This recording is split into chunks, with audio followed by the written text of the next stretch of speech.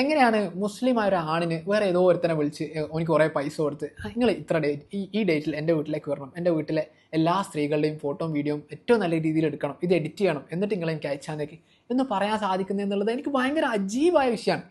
ശരിക്ക് ആലോചിച്ച് നോക്കിയാൽ ഒരു ഫോട്ടോഗ്രാഫർ വിളിച്ചാൽ എനിക്ക് ആരെ വേണമെങ്കിലും ഫോട്ടോ എടുക്കാം, എനിക്ക് സന്തോഷം, പൈസയും കിട്ടും, ഏത് പെണ്ണിനെ വേണമെങ്കിലും ഫോട്ടോ എടുക്കാം, എത്ര വേണമെങ്കിലും സ്റ്റോർ ചെയ്യാം, ആർക്കാ ഷെയർ ചെയ്യാം.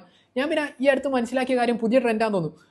നമ്മൾ കാറിൻ്റെ വീഡിയോ ആണല്ലേ, കാറിൻ്റെ ഫ്രണ്ട് ബാക്ക് ടയർ എലോയ് അങ്ങനെ എല്ലാം കാണിക്കുന്നത്. അതുപോലെ കല്യാണ പെണ്ണിൻ്റെ ബ്രൈഡിൻ്റെ വീഡിയോ എല്ലാം ഫോക്കസ് ചെയ്തിട്ട് ആദ്യം തല, പിന്നെ ഓരോ ഓർണമെൻറ്റ്സ് അഡോൺമെൻറ്റ്സ്, അപ്പോൾ ഇവരെ ബോഡിയാണ് ബേസിക്കലി ഇങ്ങനെ സൂം ഇൻ ചെയ്തിട്ടും എല്ലാം കാണിക്കുന്നത്.